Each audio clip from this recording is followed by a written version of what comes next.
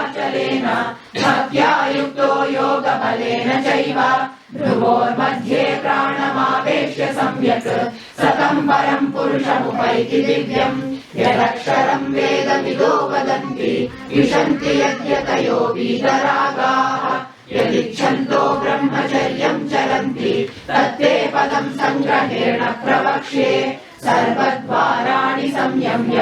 मनोहृदि निरुध्य च मूर्ध्याधायात्मनः प्राणम् आस्थितो योगधारणा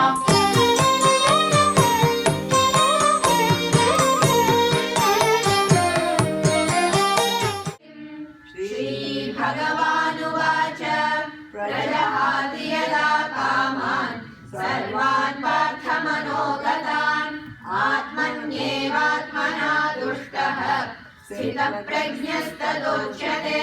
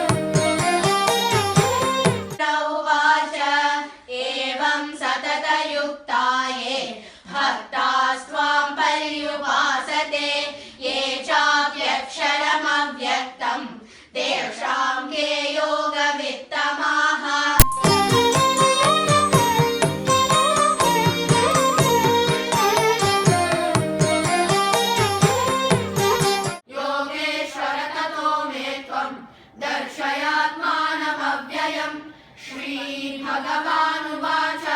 पश्य मे पार्थरूपाणि शतशोथसहस्रशः नानाविधानि दिव्यानि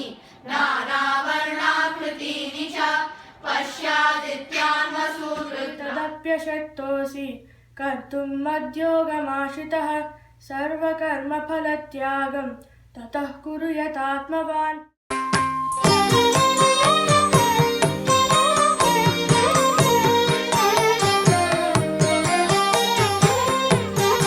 अधश्चोर्ध्वं प्रसृतास्तस्य शाखाः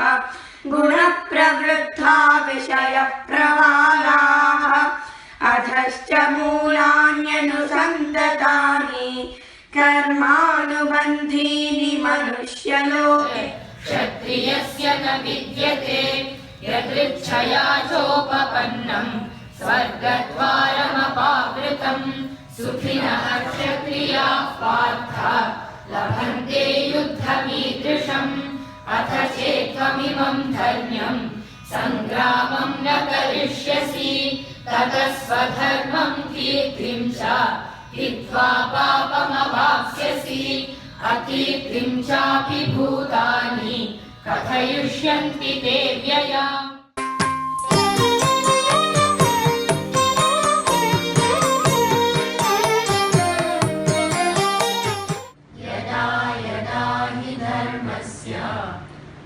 ग्लानिर्भवति भारत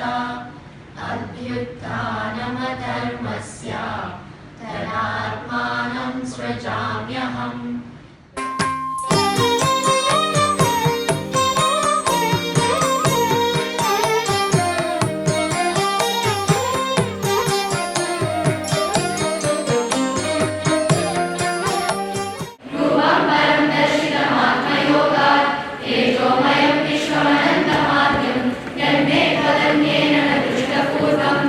वेदयज्ञार्थयेन दानैः न च क्रियाभिर्न तपोभिरुग्रैः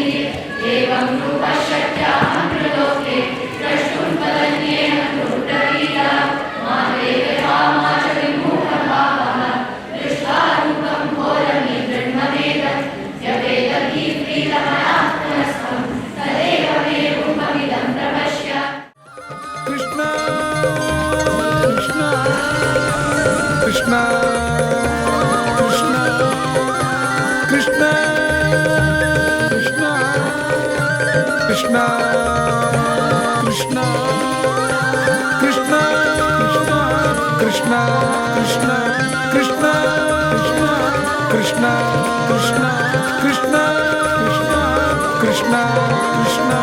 కృష్ణ కృష్ణ కృష్ణ